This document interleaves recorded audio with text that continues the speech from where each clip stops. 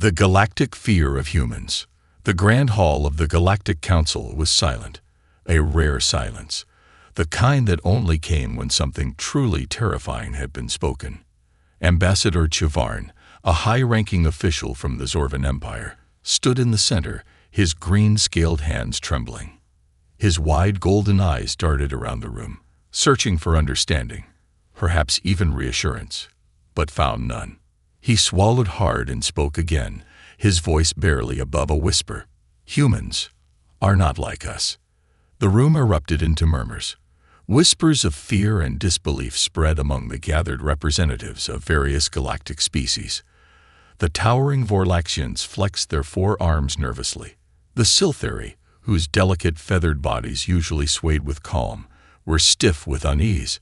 Even the cold, logical Mecheri, beams of metal and circuits, hesitated before speaking. A deep, guttural voice broke the rising tension.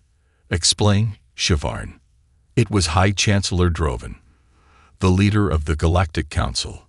His reptilian face remained expressionless, but his slit-like pupils narrowed with concern. Chivarn exhaled shakily. He placed a small device on the table, pressing a button.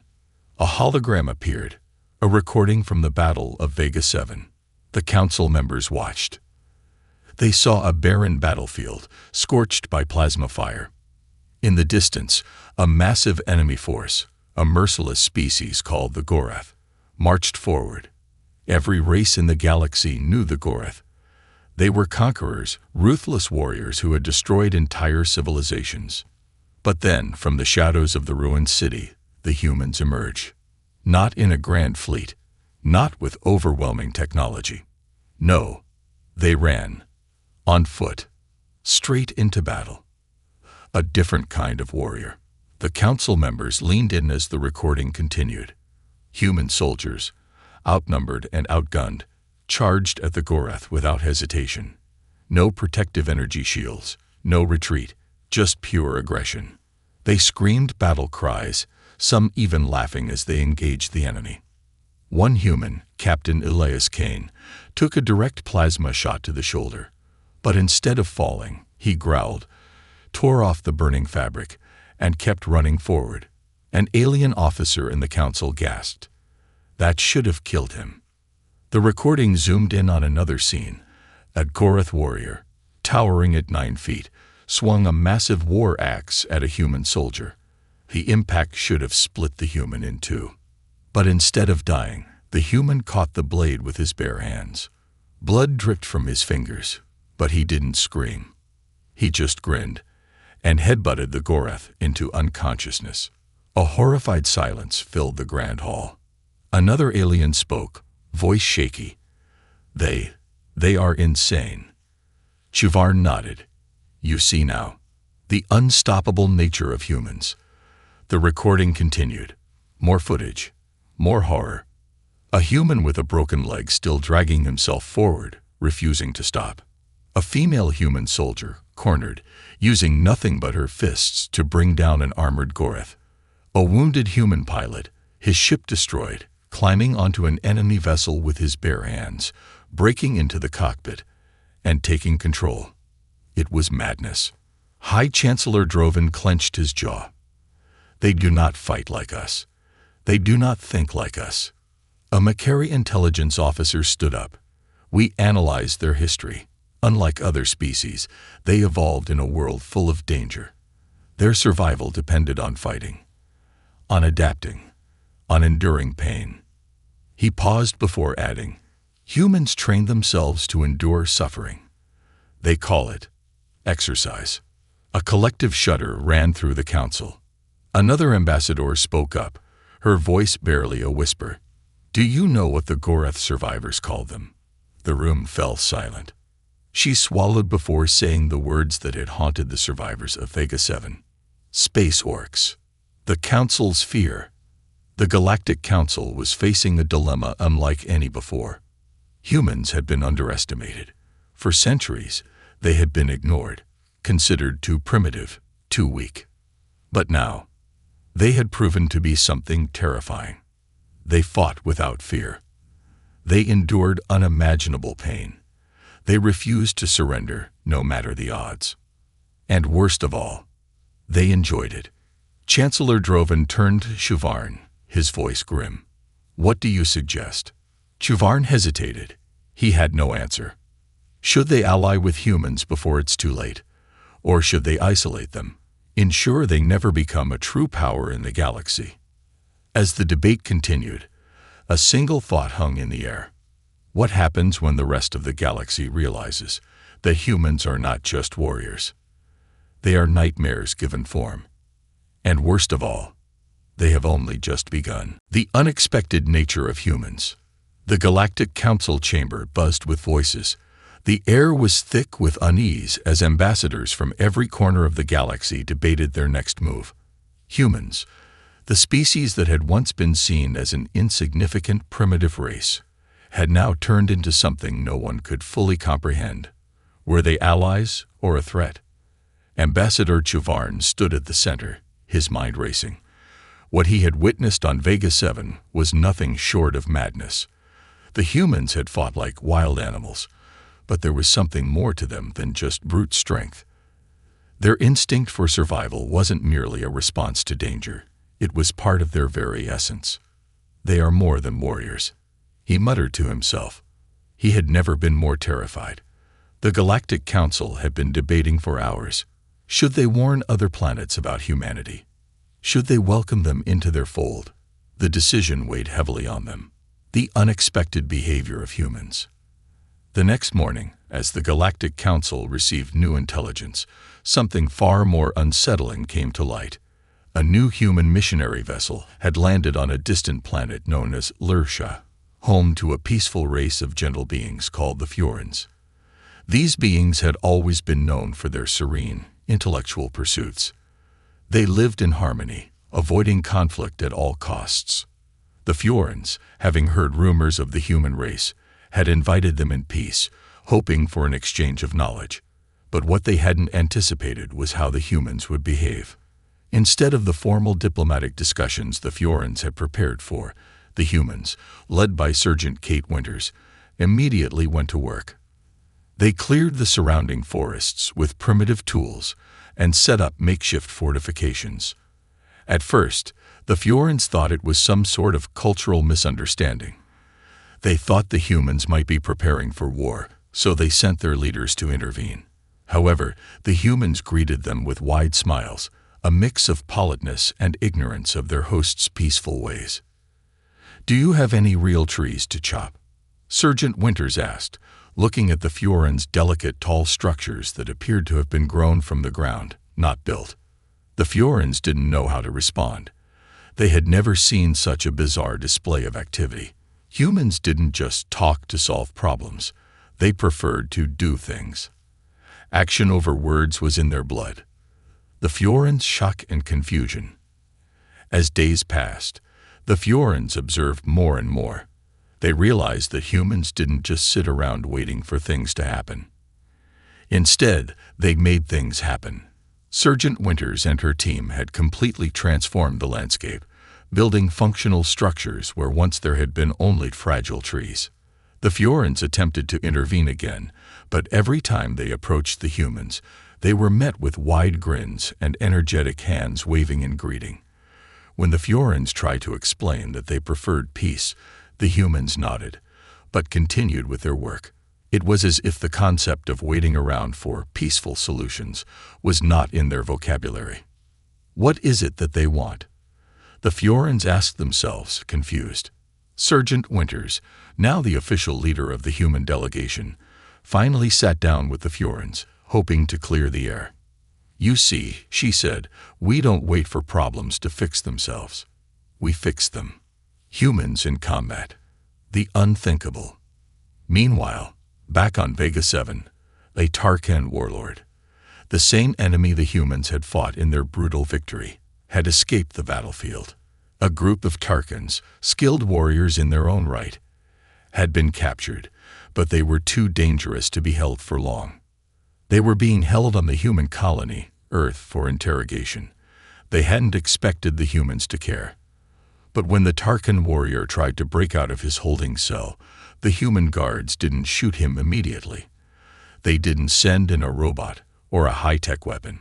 Instead, they dared him to escape. One guard, Private Kyle Bennett, walked into the Tarkin cell with no weapon, just his fists. The Tarkin warrior, towering over him by nearly 2 feet, looked down at the man and laughed. "You are foolish to challenge me, human."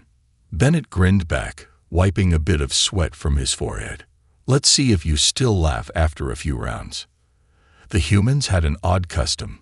They enjoyed combat. They weren't the mindless killers the galactic empires believed them to be. They didn't seek war for war's sake, but when it came time for battle, they thrived. Private Bennett's fight with the Tarkin was a spectacle. It was no longer about strength or size. It was about endurance. The Tarkin swung its massive fists, but Bennett dodged and weaved, using pure human agility and speed. The Tarkin slashed with a blade, but Bennett caught the sword and twisted it from his hand, all while smiling. It wasn't a fight. It was a game to him. The galaxies watch in horror. The Galactic Council had been monitoring the situation. The humans didn't just win. They had enjoyed the fight. The Tarkin warrior, after being defeated by a human with no advanced weaponry, was left kneeling before Bennett. The warrior's pride was shattered, but more terrifying was how Bennett acted afterward. The human didn't kill the Tarkin. He didn't demand an execution. He simply walked away and shouted over his shoulder, "Thanks for the sparring match. You'll get better next time." It was a performance that left the galaxy's top strategists scrambling for answers. What were the humans? What were they capable of? The struggle to understand humans. The Fjorans on Lurked were still reeling from their encounter with the humans. Their planet had been forever changed, not by war, but by the strange, unpredictable nature of these creatures. They had hoped to teach humans the meaning of peace, but instead, the humans taught them something new. They had taught the Fjorans that peace wasn't always about sitting idly by. Sometimes, peace was forged in action. For the Galactic Council, it was becoming clear. Humans were a force unlike any other in the galaxy. Their instinct to fight, not because they wanted to destroy, but because they thrived on the challenge, made them the most unpredictable and dangerous species in the universe. And the worst part was, the humans didn't even realize how much they scared the rest of the galaxy. They weren't trying to intimidate anyone. They didn't even know what their reputation was becoming. They were just being themselves. And that was what made them the most terrifying. The secret of human evolution. The Galactic Council had been in turmoil for days. Every conversation seemed to circle back to the same question. What exactly were humans? And more importantly, how had they come to be this way? In the distant corner of the council room, Dr. Magmar, a respected scholar and geneticist from the Makari, had been working tirelessly on an analysis of the human species. He was the most logical of all the council members, his mind sharp and precise. Yet there was a sense of confusion, even in his measured approach. "I don't understand," Dr. Magmar muttered, flipping through holographic data that displayed the full spectrum of human history. "These creatures, these humans, they defy all scientific logic." Ambassador Chivarn, still recovering from the terrifying encounters, stood beside him. "You said they evolved in a primitive environment, yes?" he asked, voice laced with disbelief. "Then how is it possible they are so unpredictable, so relentless?" Dr. Magmar adjusted his glasses. His metallic fingers tapped rapidly on the interface, pulling up images of human history, ancient Earth, the cradle of their civilization. "They call it survival of the fittest, Chivarn. But to understand them, you must first understand their history. To the humans, pain and struggle were never obstacles. They were opportunities. The harsh environment of ancient Earth." The hologram flickered to life, displaying a violent, chaotic scene. A vast landscape of ancient Earth, filled with wild creatures and a constantly shifting climate, where only the strongest and the most adaptable survived. There were no advanced weapons, no shields, no space technology. It was a world where brute force, cunning and sheer willpower were all that mattered. On this world, humanity fought against the elements and each other, constantly pushed to the brink of extinction. This was Earth's past, a world of famine, war, and predators. But rather than being destroyed by this harsh reality, humans evolved. Dr. Magner's voice was calm, almost clinical as he explained. Humans' physiology, their muscles, their endurance, it was honed in an environment where death was the inevitable outcome for the weak. Every generation faced the same dangers, and each time the strongest survived, passed on their genes, and continued the cycle. But they didn't just survive, they adapted. Pain was a constant, not something to be feared, but something to overcome. The most extraordinary part is this: humans enjoy that pain. Endurance through struggle. The hologram switched to show human training techniques. Images of ancient warriors, gladiators, hunters, and soldiers appeared. These were the ancestors of the humans who had once fought with spears and swords, now replaced by more advanced weaponry, but still driven by the same psychological need for struggle. Humans, even in their modern times, continued to seek out challenges that would push their physical and mental limits. Dr. Magner's analysis highlighted something even more perplexing. He zoomed in on a set of ancient human rituals. Humans would engage in physical tasks simply for the sake of pushing their bodies to the brink of exhaustion, he continued. There were no immediate rewards, no direct benefits. They would push themselves in ways that other species, even the Tarkans, could never comprehend. Ambassador Chuvarn furrowed his brow. You mean they voluntarily subject themselves to suffering? Yes, Dr. Magner replied, his tone deepening. Not just suffering. Exhilaration. They train their bodies and minds to endure pain. In their rituals, they fight for the sake of fighting. It's a cultural mindset. For them, pain is power. The room went quiet as the council members digested this. The Tarkans, with their brutal strength and resilience, had never enjoyed pain. They had endured it out of necessity, a primal survival instinct. But humans, they relished it. This was something no one in the galaxy had ever encountered before. The genetics of a warrior race. The Makari intelligence officer, known for his lack of emotion, stood up. What does this mean for their genetic makeup? Dr. Magner pressed a few buttons, and another hologram displayed the human genome. A complex sequence of genetic markers. Their DNA shows extraordinary resilience, Dr. Magner explained.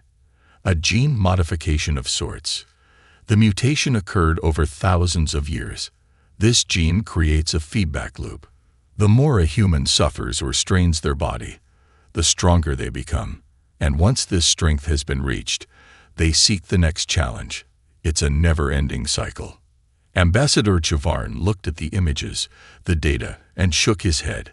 So it's not just a cultural phenomenon. They were born to fight. It's in their very blood. Humans and pain. The missing link. Chuvarn could barely fathom it. Every species in the galaxy had its own method of surviving. Some relied on intelligence, others on strength, others on technology. But humans were different. They didn't rely solely on any one thing. They relied on something far more primal. Their ability to endure. The will to never give up, no matter the circumstances. It wasn't about winning. It was about surviving against all odds. This revelation only deepened the fear within the council. But there was one last piece of the puzzle that Dr. Magner had uncovered, a disturbing truth that made everything clear. Humans are not only resilient in physical terms, Dr. Magner said, his voice lowering to a near whisper, but they are psychologically impenetrable. Their minds have evolved to not just withstand stress, but to thrive under it. Other species fall apart under pressure. They break. They retreat. They beg for mercy. But humans, he shook his head. They grow stronger in the face of it. The fear of the unknown. For the first time, High Chancellor Droven stood up, his voice grave. You're saying that humans can endure any defeat, survive any hardship, and grow more powerful with each fight. How can we defeat them? A voice from the Makari delegation spoke out. We can't. Not if we keep treating them like a primitive species. They are far more dangerous than we ever imagined. They don't fight because they want to conquer. They fight because, to them, the battle itself is the reward. Chuvarn felt a chill run down his spine. He had seen the humans fight, seen their resilience firsthand. But now, the truth was clear. They weren't just born to survive.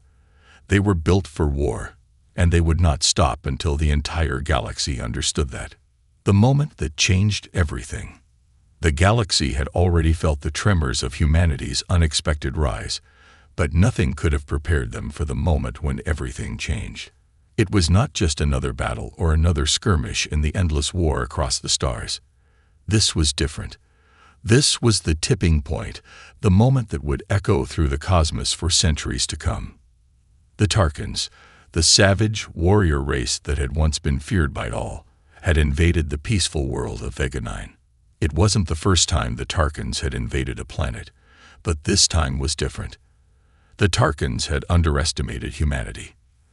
The galaxy had been watching this war from a distance, hoping to see whether humans would live up to the expectations of their brutal reputation or falter under the pressure of intergalactic combat. The Tarkans, confident in their might, assumed that their superior numbers and advanced weaponry would ensure victory. After all, they had crushed planets much larger and more advanced than Vega 9 without breaking a sweat. But this time, humanity was involved. The human response, unpredictable, unstoppable. When the Tarkans began their invasion, they encountered an unexpected problem. The humans didn't react the way the rest of the galaxy would have expected. As soon as news of the invasion reached Earth, the human military deployed a response faster than anyone thought possible. It wasn't the usual intergalactic peacekeeping fleet that arrived. No. What emerged from the vastness of space were the lost fleets of humanity's past, supercarriers and warships from an era long forgotten, their hulls scarred from centuries of disuse, but still bristling with deadly power. The world had been preparing for something much larger.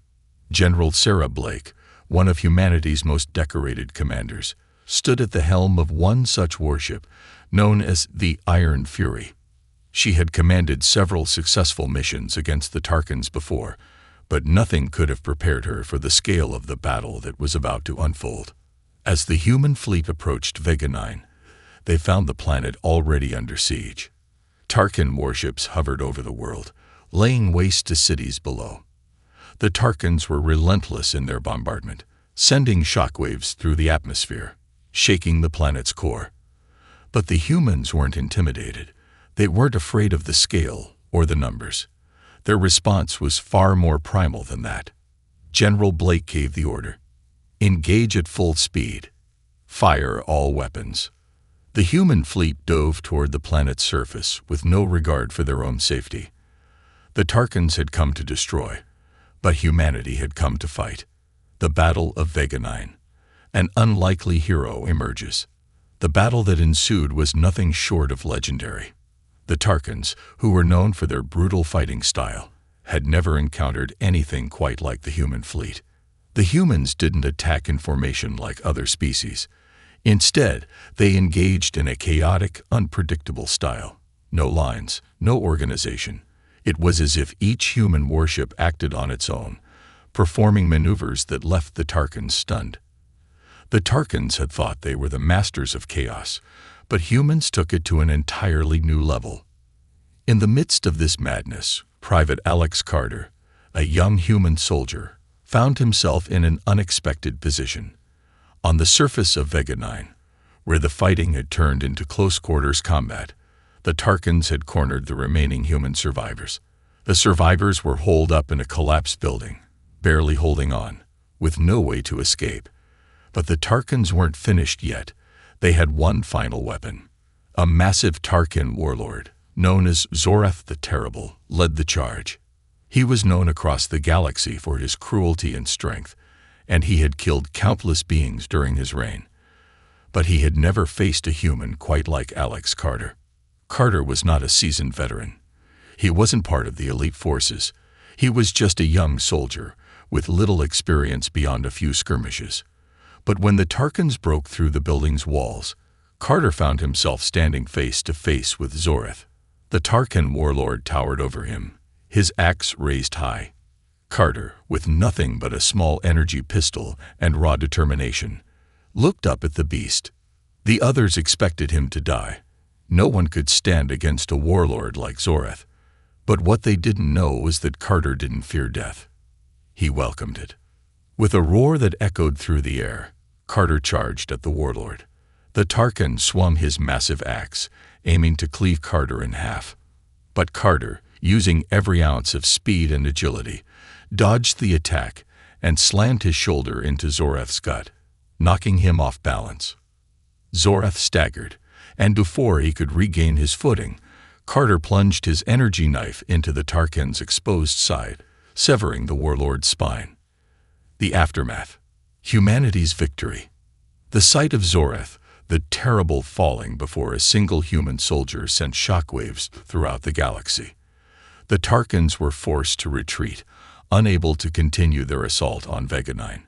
The humans had won, not with superior weapons or overwhelming numbers, but with the sheer force of their will. Back on Earth, the news spread like wildfire. The media hailed Private Alex Carter as a hero, but what shocked the galaxy wasn't the victory itself. It was the way in which the humans had fought. They weren't afraid of the Tarkans. They weren't afraid of dying. They fought because it was in their blood. The Tarkans had underestimated humanity once again, assuming that advanced weaponry and sheer force could crush them. But the humans didn't need overwhelming force. They didn't need advanced technology. They had something much more dangerous: the willingness to endure, to sacrifice, and to fight no matter the odds. The Galactic Council's decision. In the aftermath of the battle, the Galactic Council met once again. News of the human victory over the Tarkans had spread across the galaxy like wildfire. For the first time, the Council members found themselves grappling with an uncomfortable truth. They had underestimated humanity. They had believed that the humans were nothing more than a species born of war and destruction, with no real understanding of peace or diplomacy. But they were wrong. Humans had done something no other species had done before. They had fought, not for conquest, not for power, but for survival. They had fought with honor, not only for themselves, but for the protection of those weaker than them. They had proven that they were more than just survivors, and as the Council deliberated, one thing became clear: humans were not a race to be ignored. They were the new power in the galaxy, and they were ready to fight for their place at the table. The battle that defined humanity. The galaxy, still reeling from the human victory at Vega 9, was beginning to understand that humanity was no ordinary species. They had not only defeated one of the most feared warrior races in the universe, but they had done so in a way that no one could predict or fully comprehend. The Tarkans were not the only ones shocked by the humans' resilience. The entire galaxy watched in awe and fear as their methods of combat began to take hold across the stars. The humans' unique way of fighting, their unstoppable drive, was something no species had ever encountered before. While other races sought diplomacy and peaceful resolutions, the humans had taught the galaxy one undeniable truth: sometimes survival is the only negotiation that matters. Human strategy. A different kind of warfare. The Galactic Council, sensing the growing influence of humanity, had no choice but to address the issue head-on. Tensions between the races were growing. The Tarkans, though defeated, were not eradicated. They were furious and vengeful, seeking revenge for the loss of their greatest warlord. They had already begun rallying their forces, preparing for a second wave of battle. The Council, unsure of how to proceed, once again called on the humans. Humanity had earned their place among the stars, but the rest of the galaxy still saw them as an unknown force, one that could tip the balance of power. The question was no longer whether humans were a threat, but how could the galaxy handle their existence? And so, in the depths of space, far beyond the reaches of any known territory, human ships began to appear, massive supercarriers and battle fleets. traveling with unstoppable force, not as conquerors, but as protectors. It was a paradox, something the galaxy had never witnessed before. Humans were driven by an endless hunger for challenge, but they weren't interested in just killing for sport. No, they wanted something more. They wanted to prove themselves, to test their limits, to fight for the sake of honor. As the Tarkin fleet assembled, General Blake received a disturbing communication. "General Blake, we need reinforcements. The Tarkins are coming in full force. But they're not coming for the colonies anymore. They're coming for the human fleets." Blake's eyes narrowed as the message ended. The Tarkins were going to make their final stand. This was their last chance to reclaim the galaxy's respect. Blake knew that this battle would not only determine the future of Vega 9, but of humanity itself. The battle for humanity's survival. It was a clash of titans, an event that would be remembered for millennia. The Tarkin fleet was enormous, far larger than anything the humans had ever faced. The Tarkins came in waves, their ships crushing everything in their path. They had one goal: annihilate humanity and reclaim their place in the galaxy. But the human fleet didn't flinch. Led by General Blake, they had prepared for the worst. Humanity had trained themselves to handle conflict on a level that no other race had dared. They didn't need the most advanced weaponry. They didn't need superior firepower. They needed willpower. They needed a need to survive. As the human fleet engaged the Tarkin forces, they scattered into groups, moving unpredictably, engaging in hit-and-run tactics that left the Tarkins unable to form a solid defense. The Tarkins, expecting organized and predictable movements, were completely unprepared for the chaos that ensued. The humans fought with the fury of warriors who had never been defeated, their ships moving in a way that defied every expectation the Tarkins had about strategy. The battle was violent, a true test of humanity's strength. General Blake's fleet took heavy fire, but they refused to retreat. They pushed forward with unyielding determination, knowing that the outcome of this war would define the future of their species. As the hours stretched into days, the Tarkin warships began to falter, their commanders growing frustrated by the unpredictable tactics of the human fleet. Meanwhile, on the ground, Private Carter, the young soldier who had once faced off with Zoreth, found himself on the front lines once more. This time, he wasn't fighting alone. He was surrounded by the strongest, most resilient humans the galaxy had ever known. The human army had spread across the surface of Vega 9, fighting not just to defend their homes, but to send a message to the entire galaxy. Humanity would not back down. The Tarkins' fatal mistake. With each passing hour, the Tarkin fleet began to crumble. Their ships were torn apart by relentless human fire. It was a massacre, but one that did not come from a desire for domination. It came from the need for survival. The humans, pushing forward, moved like an unstoppable force, each man and woman aboard their ships willing to sacrifice everything. The Tarkin warlords watched, helpless, as their might and their superior numbers failed to make any significant dent in the human resistance. In a last-ditch effort, the Tarkin leader, Zoreth, ordered a suicide mission.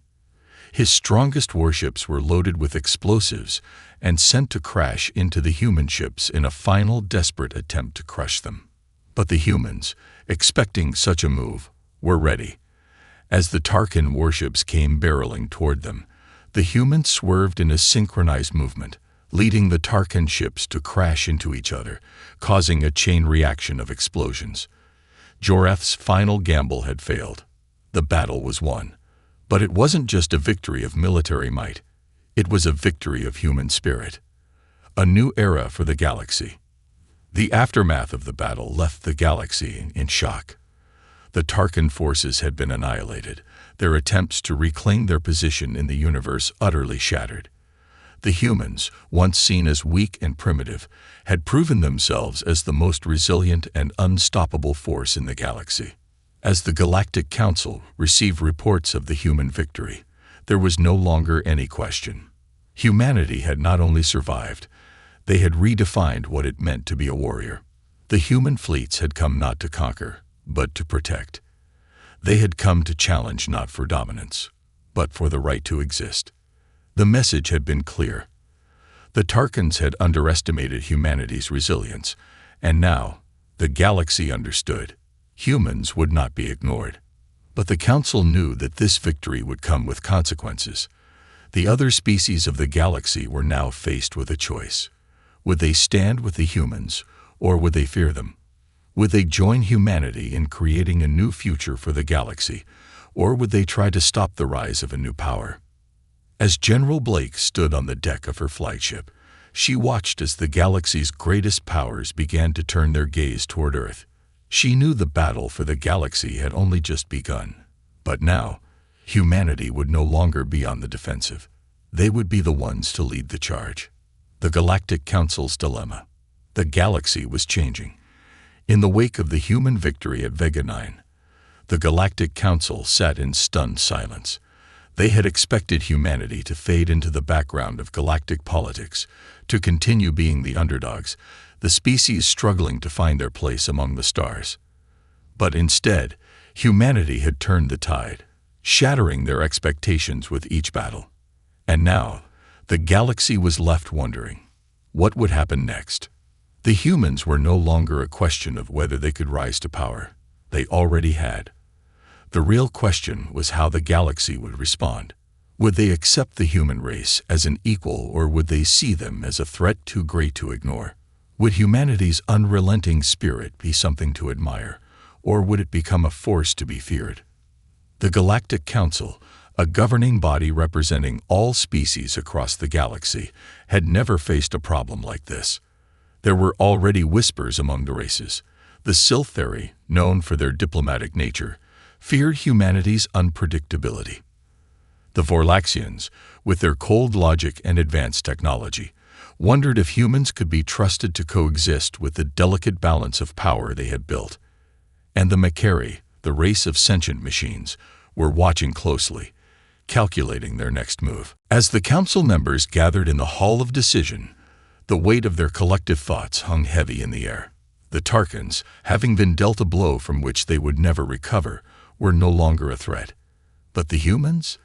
They were a wild card, a species that defied everything the galaxy had understood about strength, survival, and diplomacy. The unlikely alliance. At the heart of the Council's uncertainty was General Sarah Blake, the human leader who had orchestrated the victory over the Tarkans. As one of the few human representatives in the Galactic Council, she found herself caught between two conflicting realities. On one hand, humanity's power and influence had earned them a place at the table. On the other, she could feel the growing distrust from the other species, who still viewed humanity as unpredictable, uncontrollable, and a potential threat to the status quo. Blake was not naive. She understood the fear in the eyes of the galactic leaders. Humanity had not fought to conquer. They had fought to survive, and that survival instinct was deeply unsettling to those who had not faced such extreme conditions. As the council deliberated on how to handle the humans, a shocking proposal was made. The Siltheri ambassador, a slender, feathered being named Ilaris, stood to speak. "Perhaps it is time we recognize humanity's strength," Ilaris said, his voice calm, but tinged with caution. "They have proven themselves in battle, but we must also see them for what they are, a species of unparalleled resolve." The room fell silent. Ilaris continued, "The Tarkans fell because they underestimated their enemies. It is clear to me that we cannot afford to make the same mistake." He paused, scanning the room. "An alliance could be beneficial. They have something to teach us all: resilience, adaptability, and unity in the face of adversity. Perhaps it is time we stop fearing them and start learning from them." Divided opinions. The proposal was met with mixed reactions. Shuvarn, the ambassador from the Zorvan Empire, immediately rose from his seat, his green skin pulsating with anger. "Are you mad, Ilaris?" he hissed. "An alliance with humans. They are nothing like us. They do not care for balance, for order. They will disrupt everything we have built." The council chamber erupted into an uproar. The Makari representative, Prime Architect Lorne, remained silent, his glowing eyes flicking between the arguments. The Vorlaxians were equally divided. Half believed that an alliance with humanity could lead to untold power, while the other half saw them as a potential catalyst for disaster. In the midst of this chaos, General Blake stood up, her presence commanding attention. She had heard all the arguments, all the concerns. The time for politeness and diplomacy was over. "You're right, Shivarn. Humanity is not like you. We are not like any of you," Blake began. "But we are survivors, and survival is what matters in this galaxy." She let the words sink in, her voice steady and unwavering. "We fight not for power or for dominance. We fight because that is the only way we know how to live. You can either stand with us, or you can face us." Her words echoed through the chamber, the weight of them settling over the room like a thunderclap. Humanity had not come to the galaxy to conquer, it had come to survive. And if survival meant standing alone, humanity would do so, with no hesitation. The struggle for a new order. The council deliberations continued for days. Illyris' idea of an alliance seemed to be gaining traction, but there were still factions within the council who believed that humanity's unstoppable will could not be trusted. It was not just a matter of strength. It was a matter of control. No one could predict what humanity would do next. Meanwhile, on Earth, humans continued to rebuild. They had already secured Vega 9, and their influence began to spread, not by force, but by example. It wasn't just military might that made humanity powerful. It was their ability to adapt, to integrate into new worlds and cultures while remaining uniquely human. However, the galaxy was still watching closely. Tensions were high. Several species, notably the Makari, saw humanity as a threat to their precise, calculated existence. The Vorlaxians, on the other hand, saw the humans as a possible tool for expanding their own influence. Despite the growing support for the human alliance, the Council's hesitation continued to grow. Many leaders believed that humanity's unpredictable nature would destabilize the delicate balance of power that had existed for eons. The Galactic Decision, a crossroads. At long last, after a tense week of deliberation, the Galactic Council was ready to make its decision. A vote would be held, a vote that would determine the future of humanity within the galaxy. Would they be granted a place among the stars, as equals, or would they be isolated and mistrusted, a potential threat too dangerous to tolerate? As the votes were cast, it became clear that the Council was divided. But in the final moments, a surprise occurred. The Makari voted in favor of humanity's inclusion. Prime Architect Lorne, the cold and calculating leader of the Makari, stood up and made an announcement that shocked the room. "I have analyzed their actions, their culture, their survival. The humans are not a threat. They are an inevitable force in this galaxy. We can no longer pretend they will remain at the fringes of the galaxy. They are here, and they are here to stay." The vote passed, but just barely. The galactic order had changed. Humanity was now recognized as a legitimate force, one that could no longer be ignored or underestimated. It was a fragile alliance, and the council members knew that the future was uncertain. But one thing was clear: humanity had carved its place in the galactic order, not through power or conquest, but through sheer force of will. The truth about humans, the Space Orcs. The galaxy had been forever altered. The Galactic Council, which had once been the undisputed center of power, was now teetering on the edge of something new. A new force, one that no one could fully understand or control, had entered the stage: humanity. The vote to allow humanity to join the Council had passed, but it was not a unified decision. There were still many factions within the Council who were uncertain, skeptical, and downright afraid. Humanity had earned its place, but at what cost? The rest of the galaxy could no longer deny the strength and unyielding resolve that humans brought to the table. But the truth of what humanity represented was more complicated than anyone could have imagined. A new threat, or a new beginning. The human fleets had already begun spreading across the galaxy, securing new allies, defending planets under attack, and offering protection to those who were too weak to defend themselves. But as the humans continued to make their mark, a new question emerged. Was humanity a force of salvation, or was it something far darker, something more dangerous than the galaxy was ready to face? The Makari, once cold and calculating, began to see humanity as a reckless force, a species that thrived on chaos and unpredictability, yet never seemed to falter, no matter the challenge. To the Makari, everything had always been planned, calculated, and precise, but humanity seemed to thrive in uncertainty, and that concept terrified them. The Siltheri, the gentle, peace-loving species that had initially advocated for an alliance, began to question their decision. They watched humanity's actions closely, and while they admired the courage and bravery of the humans, they began to fear the ripple effect humanity's presence would cause. Humanity's spirit of survival, their willingness to fight for others, was a double-edged sword. Could they maintain their peaceful ideals in the face of human aggression? Meanwhile, the Vorlaxians, ever the opportunists, began to see humanity as an asset, but an asset to be used with caution. They began forging secret deals, shifting the balance of power, hoping to manipulate humanity to their own advantage. The Space Orcs, the galaxy's new name for humanity. It was in the midst of these growing tensions that the term Space Orcs began to spread throughout the galaxy. The name had originally been coined by a Tarkan warlord who had been humiliated by a human soldier on Vega 7. The Tarkan, failing to understand what he had encountered, had dubbed humanity the Space Orcs in a fit of rage. At first, the name was ridiculed.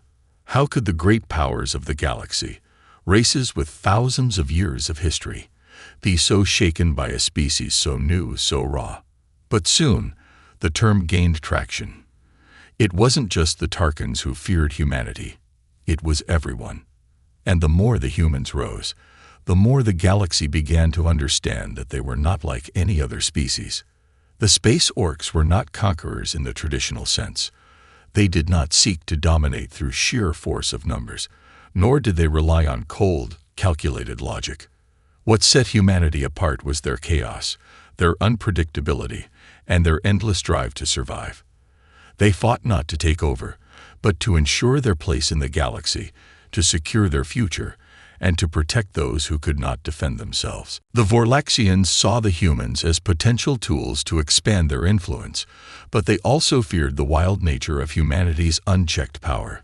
The Siltheri feared they would no longer be able to maintain peace with such a ferocious race by their side.